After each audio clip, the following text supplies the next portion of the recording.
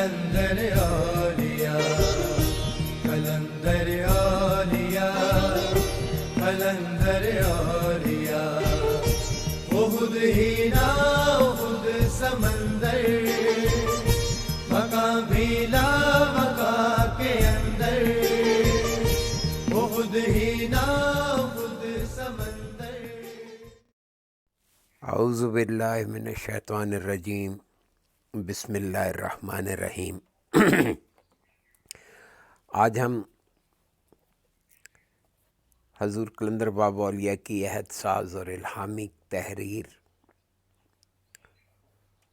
اور ان کی تصنیف لوح و قلم کے صفحہ نمبر 215 سے مطالعے کا آغاز کریں گے. ٹاپک کا عنوان ہے اندھیرا بھی روشنی ہے. گزشتہ نشست میں ہم نے پڑھا کہ 4 شعور ہیں: شعور اول، شعور دوم، شعور سوم اور شعور چہارم.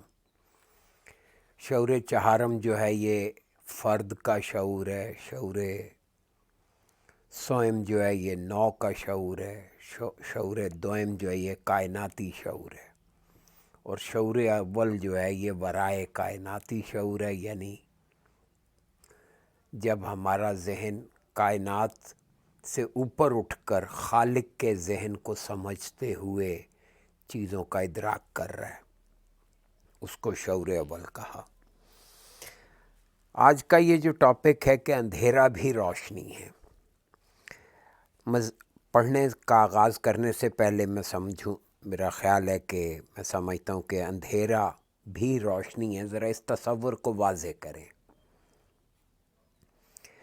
ہم جب اندھیرے میں دیکھتے ہیں تو ہم مرئی روشنی کے نہ ہونے کا نام اندھیرا رکھتے ہیں،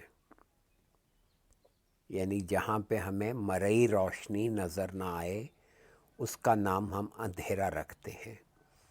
حالانکہ اندھیرے کمرے میں بے شمار لہریں کام کر رہی ہوتی ہیں، ان میں انفرا ریڈ ریز سے لے کر ریڈیائی لہروں تک، بلکہ مائکرو ویو اور ریڈیائی لہروں تک، اور الٹرا وائلٹ ریز سے لے کر کاسمک ریز تک. یہ سارا جو انویزیبل لائٹ کی ویوز ہیں، سائنس اس کو انویزیبل لائٹ کہتی ہے، یعنی اس کو غیر مرئی روشنی کہا جاتا ہے. تو اب یہ بات جو ہے یہ عام بندے کے شعور میں ہونی چاہیے کہ یہ اندھیرا جو ہے یہ بھی روشنی ہے، یعنی یہاں پہ بھی روشنی کی طرح مرئی روشنی کی نہیں تو روشنی کی دیگر جو لہریں ہیں، شعاعیں ہیں، ان کا عمل دخل جاری ہے. حضور قلندر بابا اولیاء ارشاد فرماتے ہیں کہ مذکورہ چاروں شعور یعنی شعور اول سے لے کے شعور چہارم تک، یہ چاروں شعور ہر فرد کی ذات میں موجود ہیں. یعنی یہ نقطہ سمجھ لیں، یہ کئی علیحدہ انگریڈینٹ نہیں ہیں، یہ ہر فرد کی ذات میں ہر فرد کی ذات میں یہ چاروں درجے موجود ہیں شعور کے، یا چاروں شعور ہر فرد کی ذات میں موجود ہیں. ان کی موجودگی کا علم شعور کہلاتا ہے. یعنی ہم جس سطح پہ بھی علم رکھتے ہیں، ہم اپنے شعور کو اس درجے کا شعور کا حامل مانتے ہیں. اب لا علمی لاشعور سمجھی جاتی ہے. ہمارے ہاں جنرل کانسیپٹ یہی ہے کہ ہم کسی چیز کو اگر نہیں جانتے تو ہم اس کو لاشعور مان لیتے ہیں. یعنی ان چاروں شعوروں میں عامات الناس صرف چوتھے شعور سے باخبر ہیں. عوام شعور چہارم یعنی انفرادی شعور سے واقف ہیں. اگر ہم اس باخبری کی اصلیت تلاش کریں یعنی یہ جو ہم باخبر ہیں، اگر اس کی اصلیت دیکھی جائیں تو بالآخر روشنی ہی کو وجہ شعور قرار دیں گے۔ میں یہ بات عرض کر چکا ہوں کہ اب کتاب کے ہم جس حصے پہ آ گئے ہیں مطالعہ کرتے ہوئے، پہلے ہم نے اصطلاحات کے حوالے سے بہت ساری چیزوں کو سمجھا۔ اب اصطلاحات کا بیان کم سے کم ہوتا چلا جا رہا ہے اور اصل بات کی وضاحت زیادہ ہو رہی ہے۔ تو شعور میں ہمیں جن چیزوں کی خبر ملتی ہے، باخبری، ہم جو خبر ملتی ہے، جو اطلاعات ملتی ہیں، تو اس کی وجہ روشنی ہے، روشنی ہوتی ہے۔ وہ مرئی روشنی ہوتی ہے۔ اگر ہمارا شعور توانا ہو جائے تو ہم غیر مرئی روشنی سے بھی اطلاعات حاصل کر سکتے تھے یا اخذ کر سکیں گے۔ تو یہاں لفظ روشنی سے مراد وہ روشنی نہیں ہے جس کو عوام روشنی کا نام دیتے ہیں، بلکہ وہ روشنی مراد ہے جو آنکھ کے لیے دیکھنے کا ذریعہ بنتی ہے، خواہ وہ اندھیرا ہی کیوں نہ ہو۔ یعنی اب دیکھیں نا، بالکل آسان ہو گیا اس کو سمجھنا۔ اگر ہمارے ذہن میں یہ بات کلیئر ہو کہ اصل میں روشنی سے مراد، روشنی کی دو قسمیں ہو گئی، مرئی روشنی جن سے ہماری مادی آنکھ دیکھتی ہے، اور غیر مرئی روشنی جس سے ہمارے ذہن کی آنکھ دیکھتی ہے۔ اسی لیے ذہن جو ہے وہ جو تصور کرتا ہے اس کو بھی دیکھنا ہی کہا جاتا ہے۔ اگر کوئی جاندار اندھیرے میں دیکھنے کا عادی ہے تو اس کے لیے اندھیرا ہی روشنی کا مرادف سمجھا جائے گا۔ اگر کوئی جاندار اندھیرے میں دیکھنے کا عادی ہے، اب کئی جاندار ہیں جو اندھیرے میں دیکھنے کے عادی ہیں، تو ان کے لیے اندھیرا ہی روشنی کا مرادف یعنی روشنی کا متبادل ہے، روشنی کی جگہ کام کرتا ہے، روشنی کی طرح کام کرتا ہے۔ کتنے ہی حشرات الارض اور درندے رات کے وقت اندھیرے میں دیکھنے کے عادی ہوتے ہیں۔ اب یہ فینومینن جو ہے کہ اندھیرے میں دیکھنا، تو کئی درندے، کئی جانور، کئی حشرات الارض سب سے مطلب لوور کیٹیگری ہے جانداروں میں، اگر وہ بھی صلاحیت کا استعمال کرتے ہیں اور انسان نہ کر سکے تو کیا مطلب ہوا کہ وہ اپنے اندر کی صلاحیتوں کو استعمال نہیں کر رہا۔ فرض کیجئے کہ ہم کسی چیز کو دیکھ رہے ہیں، جب ہم کسی چیز کو دیکھتے ہیں تو اگر وہ روشنی جو اس چیز اور ہمارے درمیان موجود ہے نکال دی جائے تو وہ چیز ہمارے شعور کی حدوں سے نکل جائے گی۔ اب اگر ہم کسی چیز کو دیکھ رہے ہیں تو اس چیز کو دیکھنے کی وجہ بن رہی ہے روشنی۔ اگر ہم اس روشنی کو نکال دیں، گھر میں مطلب آپ کمرے میں بیٹھیں، سوئچ آف کر دیا جائے لائٹ کا، تو چیزیں اندھیرے میں چلی جاتی ہیں اور ساتھ ہی چیزیں نظر آنا بند ہو جاتی ہیں۔ اب اسی طرح وہ روشنی کی لہریں جو ہمارے ذہن میں تصورات بنا رہی ہیں، اگر وہ لہریں آنا بند ہو جائیں تو وہ چیزیں جو تصور بن رہے ہیں وہ بھی بند ہو جائیں گے۔ تو اس کو دونوں حدوں میں لگا دیں، دونوں سطحوں پہ لگا لیں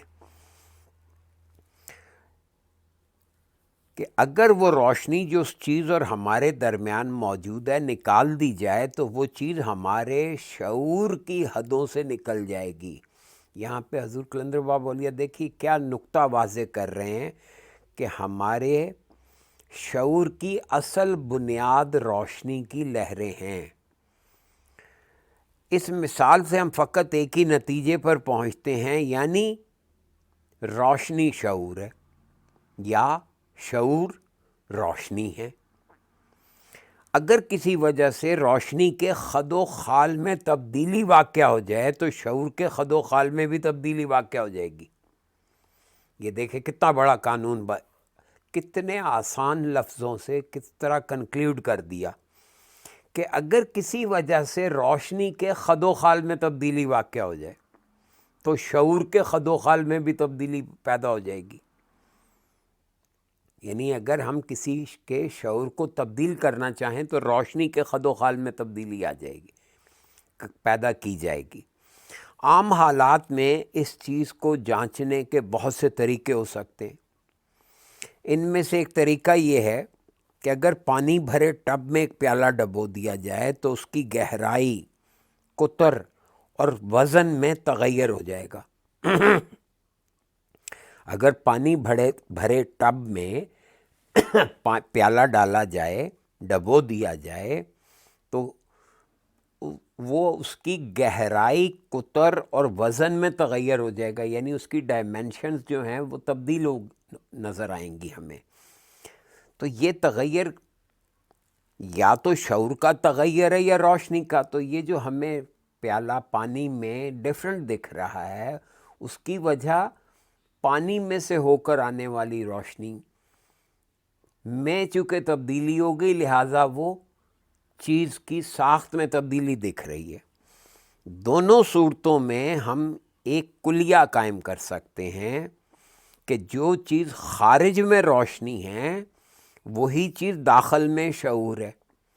اب یہاں سے دیکھیں ہمارا لیول آف انڈرسٹینڈنگ کس طرح بڑھایا جا رہا ہے کہ یہ جو باہر چیزیں ہیں روشنی ہم اسے روشنی کہتے ہیں، یعنی خارج میں جو چیز ہے اس کو ہی روشنی کہا جائے گا، لیکن وہ داخل میں جا کر، باطن میں جا کر وہ شعور کہلاتی ہے۔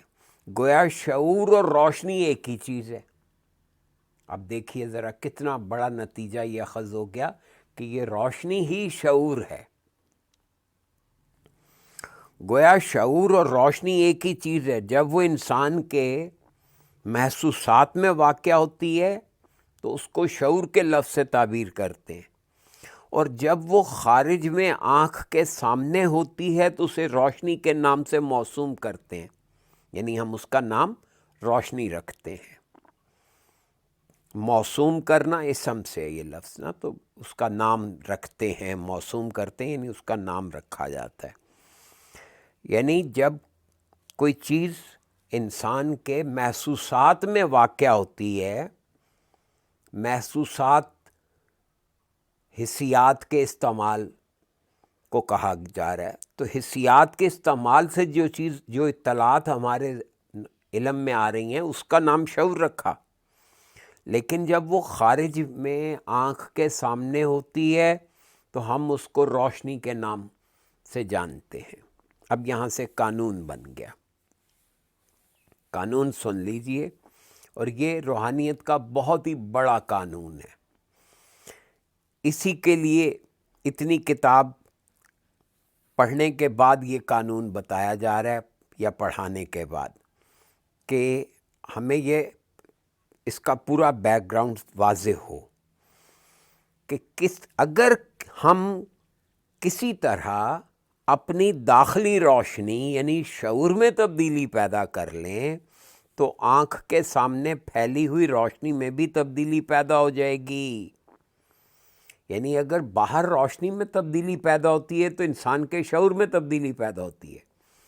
تو اسی طرح اگر ہم اپنے داخلی روشنی یعنی شعور میں تبدیلی پیدا کر لیں تو پھر آنکھ کے سامنے پھیلی ہوئی روشنی میں بھی تبدیلی پیدا ہو جاتی ہے۔ یعنی اگر کوئی بندہ اپنے ذہن کا سانچہ درست کر لے تو اس کے خارجی حالات ٹھیک ہو جاتے ہیں، جیسا کہ خارجی حالات کے دباؤ سے ذہن بنتا ہے، اسی طرح اگر ذہن بن جائے تو خارجی حالات بن جاتے ہیں یا ٹھیک ہو جاتے ہیں۔ روشنی کا یہی سلسلہ کائنات کی حد بسیط تک پھیلا ہوا ہے۔ یہ ممکن نہیں ہے کہ کسی ایک نقطے میں روشنی کے خد و خال تبدیل ہو جائیں اور کائنات کی باقی روشنیوں میں تبدیلی نہ ہو۔ روحانیت کی دنیا میں تصرف کرنے کا یہی طریقہ ہے۔ تصرف استعمال میں لانا، یعنی کسی چیز کو آپ اپنے ذہن کے مطابق جب کنورٹ کرتے ہیں، اس میں تبدیلی پیدا کرتے ہیں تاکہ وہ قابل استعمال بن جائے یا اس طرح سے استعمال میں آئے، تو اس کو تصرف کہتے ہیں۔ البتہ تصرف کی ابتدا خارجی روشنیوں سے نہیں بلکہ داخلی روشنیوں سے کی جاتی ہے، یعنی تصرف ذہن کی طاقت سے کیا جاتا ہے، باطنی شعور میں تبدیلی پیدا کی جاتی ہے تاکہ باہر کی دنیا میں وہی شعور روشنی ہے تو ان روشنیوں میں تبدیلی پیدا ہو جاتی ہے، تو حالات بھی بدلتے چلے جاتے ہیں۔ جب کوئی تصرف کرنے والا، یعنی وہ بندہ جس کا ذہن تربیت پا کر اس درجے پہ پہنچ جاتا ہے کہ وہ تصرف کر سکے، تو اس کو تصرف کرنے والا جب خارجی روشنی ہو، یعنی خارجی حالات، دیکھ لیجئے واضح کہہ دیا انہوں نے، خارجی حالات میں تبدیلی کرنا چاہے تو وہ اپنی ذات یعنی داخلی روشنیوں میں، یعنی شعور میں تبدیلی کرتا ہے، یعنی شعور میں تبدیلی پیدا کر دیتا ہے داخلی روشنیوں میں۔ تو اس کی وجہ سے کیا ہوتا ہے کہ خارجی روشنیوں یعنی خارجی حالات میں تبدیلی پیدا ہو جاتی ہے۔ تصوف میں اسی عمل کو لطیفوں کا رنگین ہونا کہتے ہیں، یعنی اگر کوئی بندہ تصرف کرنے کے قابل ہو جائے تو گویا اس کے لطائف رنگین ہو جاتے ہیں، یعنی اتنا اس کو شعور اور اتنا فہم حاصل ہو جاتا ہے کہ وہ کس طرح سے اپنے انر سیلف میں فوکس کر کے اپنے انر میں جو چیزیں موجود ہیں ان میں تبدیلی کرنا شروع کر دیتا ہے۔ اگر کسی فرد کے لطیفے، اب دیکھ لیجئے لطیفے کے لیے آگے بریکٹ میں کیا لکھا ہے، ذات کی روشنیاں رنگین ہو جائیں، اگر کسی فرد کے لطیفے یعنی ذات کی روشنیاں رنگین ہو جائیں تو یہ رنگینی کائنات کی تمام روشنیوں میں سرایت کر جاتی ہے، یعنی نفوذ کر جاتی ہے، گویا کائنات کی تمام روشنیوں میں وہی تغیر پیدا ہو جائے گا جو فرد کے لطیفوں میں ہوا ہے۔ نظام خانقاہی میں اقطاب تکوین یعنی مدار حضرات کے تصرف کا طریقہ یہی ہے۔ یہاں پہ اس میں یہ 3 لفظ ٹیکنیکل آئے ہیں، نظام خانقاہی یعنی روحانیت سیکھنے سکھانے کا جو نظام ہے اسے خانقاہی نظام کہتے ہیں۔ اقطاب تکوین، اقطاب کتب کی جمع ہے، تکوین کے عہدوں پہ، تکوین کہتے ہیں یہ غیب کی جو دنیا میں ایڈمنسٹریشن کا کام ہے اس کو تکوین کہتے ہیں، تو اور اس تکوینی کام کو سر انجام دینے والے بندوں کے کئی عہدے ہیں، ان میں سے ایک عہدہ ہے کتب کا، جیسے کتب، غوث، ولی، یہ ولی، کتب، غوث اور اس کے بعد ابدال اور پھر اور درجے ہیں۔ تو کتب یعنی جو سمتوں کا تعین کرتا ہے، کسی حالات کی سمتوں کا تعین کرنے والے ذہن کا نام ہوتا ہے کتب۔ تو اقطاب تکوین، مدار حضرات، مدار کہتے ہیں جن پہ دار و مدار ہوتا ہے، جیسے مدار جن کے گرد گھومتا ہے یا جن کا ذہن چیزوں کو ایک دائرے میں گھماتا ہے، ان کو مدار کہتے ہیں۔ مدار حضرات کے تصرف کا طریقہ یہی ہے، وہ لوگ جو کہ کائناتی ایڈمنسٹریشن میں کام کر رہے ہیں، چیزوں کو ایک خاص سرکل میں رکھنے کے ذمہ داریاں ان کو تفویض کی جاتی ہیں، وہ اپنے انر سیلف میں، اپنے باطن میں روشنیوں میں تبدیلی پیدا کر کے باہر خارجی حالات کو کنٹرول کرتے ہیں۔ یہ مطلب ہے سارے پیراگراف کا۔ روشنی کے زاویے، ہم نسمہ کے بیان میں نسمہ کے نمبروں کا تذکرہ کر چکے ہیں۔ یہ جب وہاں پہ حسیات کا بیان ہم نے پڑھا تھا نا، جس میں نسموں کے نمبر دیے گئے تھے، وہ 65 کے قریب نمبر دیے گئے تھے کہ کس طرح سے یہ حسیات، یہ جو باصرہ، یہ پیج نمبر 97 سے آنورڈ تھا، 103 104 تک، 103 تک، 97 سے 103 تک، تو یہ نسموں کے جو نمبر دیے گئے تھے اس کی وضاحت آ رہی ہے کہ ہم نسمہ کے بیان میں نسمہ کے نمبروں کا تذکرہ کر چکے ہیں. ان لاشمار نمبروں میں ہر نمبر روشنی کے ایک زاویے کی حیثیت رکھتا ہے. یعنی اب آپ اس بات کو، یہ جو حواس خمسہ کے ذیل میں ہم نے وہاں پیچھے پیج 97 سے 103 تک پڑھا تھا، اب اس کو یہاں لا کے کنیکٹ کر کے بتایا کہ یہ اصل میں روشنی کے ایک زاویے کی حیثیت رکھتے ہیں. روشنی کا ہر زاویہ اوپر بیان کردہ کشش اور گریز سے بنا ہے، اور یہ جو روشنی کا زاویہ بنتا ہے یہ کشش اور گریز کی طاقتوں سے بنتا ہے.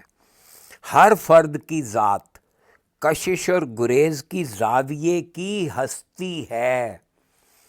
کشش اور گریز کے زاویے کی وجہ سے ہے. ہستی ہے یعنی موجود ہے. ہر فرد اس زاویے پر ایک مفروضہ نقطہ بناتا ہے. یعنی ہر فرد یہ کشش اور گریز کا جو زاویہ بنتا ہے اس پر ایک مفروضہ نقطے کی طرح. ہر نقطہ اپنی نوع کے تمام نقطوں سے منسلک ہے، اور پھر ہر نقطہ آگے اپنی نوع کے تمام نکات سے منسلک ہے، اور اس کے اندر نوع کے دوسرے نقطوں کے ساتھ صفات کا اشتراک پایا جاتا ہے. یعنی ہر نقطے کی صفات مشترک ہیں. یہی صفات کا اشتراک اس کو نوع کے اور نقطوں سے مشابہ دکھاتا ہے. یہی یعنی یہ جو ایک انسان دوسرے انسان کی طرح شکل و صورت میں دکھتا ہے اس کی وجہ صفات کا اشتراک ہے. یہی صفات کا اشتراک اس کو نوع کے اور نقطوں سے مشابہ دکھاتا ہے. اگر ہم ان نقطوں کی قدر اور تفصیل کریں تو ہر نقطے کو ایک محل وقوع کہیں گے، کیونکہ وہ محل وقوع یعنی اس کا ایک خاص محل، ایک خاص جگہ پہ واقع ہونا ہے. یہ محل وقوع دو حیثیتوں میں قائم رہتا ہے اور دور کرتا ہے. اس کا پہلا دور محوری گردش ہے جو اسے مقید رکھتی ہے، یعنی وہی شعوروں کی گردشیں اور چاروں شعور کی طولانی اور محوری گردش. یہ محوری گردش اسے مقید رکھتی ہے اور کسی نوع کے دوسرے نقطوں میں جذب نہیں ہونے دیتی. دوسری گردش طولانی ہے، اور یہ طولانی گردش اس کو کائنات کے دوسرے زاویوں سے منسلک رکھتی ہے، منسلک کرتی ہے. یعنی محوری گردش اس کو اس کی اپنی ہستی میں برقرار رکھتی ہے، اور طولانی گردش اس کو کائنات کی دیگر اشیاء سے کنیکٹ کرتی ہے. گویا یہ تمام نقطے یعنی جن کو زاویے کہا گیا تھا روشنی کے تاروں میں بندھے ہوئے ہیں. اب روشنی کی شعاؤں میں بندھے ہوئے ہیں. تاروں سے مراد یہاں پہ آپ روشنی کی شعائیں یعنی ان کی ریز یا ویوز لیجئے، اور انہی تاروں پر کائنات کی ترتیب کا قیام ہے. دیکھیے تو اس تحریر میں انفرادی یعنی محوری گردش، پھر اس کی طولانی گردش اس کو نوعی دوسری انواع سے اور پھر کائناتی چیزوں سے جوڑ دیتی ہے، اور انہی تاروں پر کائنات کا قیام ہے. محوری گردش کا ایک رخ نقطے کی انفرادی حیات کا اور دوسرا رخ نقطے کی نوعی حیات کا ریکارڈ ہے. طولانی گردش کی ایک سمت ایک نوع کے فرد کو دوسری نوع کے افراد سے مربوط رکھتی ہے، اور طولانی گردش کی دوسری سمت اس حقیقت سے متصل ہے جس کو واجب الوجود کہتے ہیں، اور یہ حقیقت اللہ تعالیٰ کی صفات ذاتیہ پر مشتمل ہے.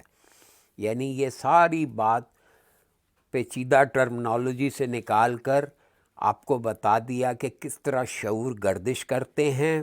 یہ محوری گردش جو ہے یہ ایک انفرادی حیثیت قائم رکھتی ہے یا اس کی انفرادی حیات کا سبب بنتی ہے، اور طولانی گردش اس کو ایک طرف نو کے افراد سے متصل رکھتی ہے اور دوسری طرف کائنات کے درجے پہ لے آتی ہے، جس کو واجب الوجود کہتے ہیں۔ اور یہ جو ہے یہ حقیقت اللہ تعالیٰ کی صفات ذاتیہ، اللہ کی ذات کی صفات پر مشتمل ہے۔ جو روشنیاں محوری گردش کی بنا ہیں، یعنی بنیاد ہیں، وہ روشنیاں جن کی وجہ سے محوری گردش وجود میں آتی ہے، ان کا نام نسمہ ہے۔ اور جو روشنیاں طولانی گردش کی بنا ہیں، ان کا نام نور ہے۔ کسی ذات میں یہ روشنیاں ذات کی مرکزیت ہوتی ہیں، یہ ہے سارا کھیل کہ ذات جو ہے، یہ روشنیاں جو ہیں یہ ان کی مرکزیت ذات میں ہے، یا ذات مرکز ہے ان تمام روشنیوں کے لیے، چاہے وہ طولانی سمت میں گردش کریں تو نور کہلاتی ہیں، اور اگر وہ محوری گردش کرتی ہیں تو وہ نسمہ کہلاتی ہیں۔ ان روشنیوں میں ہر ایک کے دو رخ ہیں، یعنی یہ جو روشنیاں ذات کی مرکزیت ہیں، ان میں ہر روشنی جو ہے اس کے دو رخ ہیں، اور ہر رخ نظام کائنات کا شعور ہے، یعنی ان دونوں کے دو دو رخ ہیں، نسمہ کے بھی دو رخ ہیں اور نور کے بھی دو رخ ہیں۔ پھر وہی چار چیزیں بن گئی، اور یہ ہر رخ نظام کائنات کا شعور ہیں، یعنی یہ چاروں شعور ہمیں اس طرح سے آراستہ کرتے ہیں۔ اب دیکھیے مثال، ایک مادی مثال ذرا سماعت فرمائیے۔ جب ہم کوئی خوشبودار مشروب تیار کرتے ہیں، خوشبودار مشروب، تو پانی، شکر، رنگ اور خوشبو ملا کر بوتلوں میں بھر لیتے ہیں۔ اب یہ مثال اس لیے دی جا رہی ہے کہ ایک ذہن میں کانسیپٹ کلیئر ہو جائے۔ اگر بوتل کو وہ روشنی تصور کر لیں یا فرض کر لیں جو ہماری آنکھوں کے سامنے ہیں، تو پانی کو شعور چہارم کہیں گے، رنگ کو شعور سوئم کہیں گے، شکر کو شعور دوئم کہیں گے، اور خوشبو کو شعور اول تصور کر سکتے ہیں۔ یعنی یہ مثال ہے کہ اگر آپ ایک خوشبودار مشروب کو دیکھتے ہیں تو بوتل وہ روشنی ہے جس کے اندر یہ پانی ہے، پانی شعور چہارم ہے، کیونکہ وہ زیادہ ٹھوس حالت میں ہمیں واضح طور پہ دکھ رہا ہے۔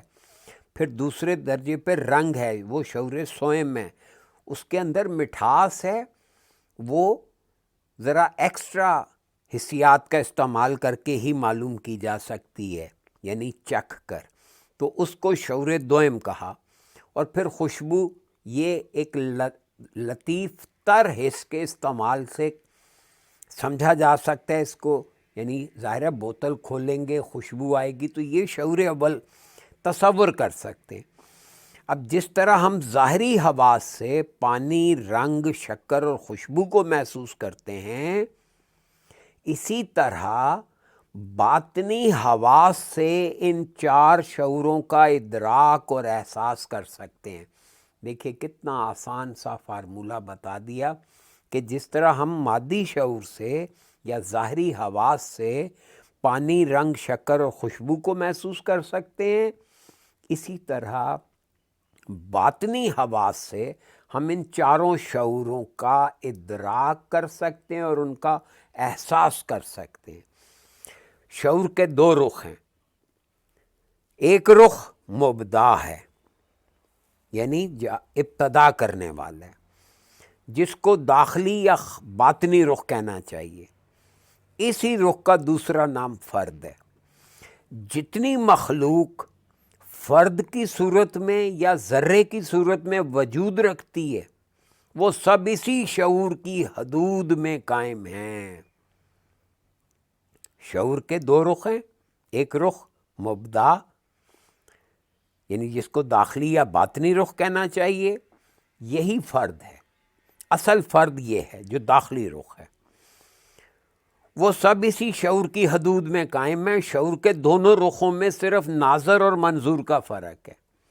یعنی ناظر دیکھنے والا یہ باطنی ہوا، منظور جو چیز دکھ رہی ہے، جو نظر آ رہی ہے. ناظر نظر سے ہے نا، تو ناظر دیکھنے والا جو نظر آ رہا ہے، اور منظور جو ناظر جو دیکھتا ہے جس کو نظر آ رہا ہے، اور منظور جو نظر آ رہا ہے یا جو دکھ رہا ہے. یہ ناظر اور منظور کا فرق ہے شعور کے دونوں رخوں میں. یعنی شعور کے ان دونوں رخوں میں اصل میں فرق صرف اتنا سا ہے، ایک ناظر ہے اور ایک منظور ہے. شعور کی ایک حالت وہ ہے جس کو فرد محسوس کرتا ہے، دوسری حالت وہ ہے جو خود احساس ہے. ہم اسی کو خارجی دنیا کہتے ہیں. تاہم کسی شے کا خارج میں موجود ہونا اس وقت تک ناممکن ہے جب تک اس شے کی موجودگی فرد کے داخل میں نہ ہو. بہت توجہ سے نوٹ کریں، یہاں لفظ فرد استعمال ہوا ہے، انسان نہیں. یعنی ہر چیز کا اپنا ایک باطن ہے، اور وہ اپنے باطن کی وجہ سے ظاہر میں دکھ رہی ہے. کنفیوز نہ ہو یہاں. ہم لوگ اس کو کہتے ہیں کہ میرے اندر ایک چیز موجود ہے تو وہ باہر کیوں دکھ رہی ہے؟ وہ اپنے اندر کی وجہ سے دکھ رہی ہے. ہم اپنے اندر سے، انر کی وجہ سے اس کے انر سے کنیکٹڈ ہیں. جیسے آپ باہر سے دیکھتے ہوئے اس کے باہر سے کنیکٹڈ ہو جاتے ہیں، اسی طرح کسی بھی چیز کے باطن، ہر چیز کا اپنا ایک باطن ہے. انسان اپنے باطن میں اتر کر اس کے باطن سے آگاہ ہو سکتا ہے، یہ بتایا جا رہا ہے. جب تک اس شے کی موجودگی فرد کے، یعنی کسی شے کا خارج میں موجود ہونا اس وقت تک ناممکن ہے جب تک اس شے کی موجودگی فرد کے داخل میں نہ ہو. یعنی اگر ہمارا رابطہ اس کے داخل سے نہیں ہوتا، ہمارے باطن کا رابطہ اس کے داخلی وجود یا باطنی وجود سے نہیں ہوتا، تو وہ چیز ہمیں خارج میں نہیں دکھ سکتی. ان حالات کے پیش نظر یہ ماننا پڑتا ہے کہ فرد کی داخلی دنیا ہی یقینی اور حقیقی ہے، اور اسی دنیا کا پرتو خارج میں نظر آتا ہے. پرتو عکس، یعنی اس کا عکس ہمیں نظر آتا ہے جو ہمارے باطن میں ہوتا ہے، یا اس چیز کا باطن جو ہے وہ باہر خارج میں اس کا عکس دکھ رہا ہوتا ہے. جب ہم احساس کو تقسیم کرتے ہیں تو اس احساس کا ایک جزو رویت یا دیکھنا ہے جو ظاہر میں شکل و صورت اور خد و خال کی موجودگی کے بغیر ممکن نہیں ہے. احساس کی تقسیم کے بعد رویت کے علاوہ اور بھی اجزاء باقی رہتے ہیں جو وہم، خیال اور تصور کے نام سے موسوم کیے جاتے ہیں. تصوف میں ان سب کا مجموعی نام رویا ہے. یہ وہمہ، خیال اور تصور جو ہیں یہ مجموعی طور پہ تصوف میں رویا کے نام سے جانے جاتے ہیں، اور یہ اصل میں باطن میں کام کرتے ہیں. گویا احساس کو رویت اور رویا دو اجزاء میں تقسیم کر سکتے ہیں. چنانچہ یہ کائنات انہی دو اجزاء کا ترکیبی مجموعہ ہے. یہ گویا اب سارے کا خلاصہ ہونا شروع ہو گیا. جو باتیں اب تک بیان ہوئی ہیں، اگر دنیا کی تمام موجودات میں ہر چیز کو ایک ذرہ سمجھ کر اس کی ہستی کے اندر اور اس کی ہستی کے باہر کی ساخت کا جائزہ لیا جائے تو اصل میں ایک نور ملے گا. اگر ہم موجودات کی اشیاء کو ایک ذرہ سمجھ کر اس کے اندر اور باہر کی ساخت کا، یعنی اس کی بناوٹ کا جائزہ لیں گے تو ہمارا ذہن اس نور تک پہنچ جائے گا جس کے اندر زندگی کی تمام قدریں ملیں گی. اب تصوف کی اصطلاح میں اس نور کی تحریک کا نام بدعت ہے. بدعت جرمنیشن، انگریزی میں جو لفظ اس کے لیے استعمال کیا جا سکتا ہے وہ ہے جرمنیشن، کسی بیج کے اندر سے پودے کا پھوٹنا۔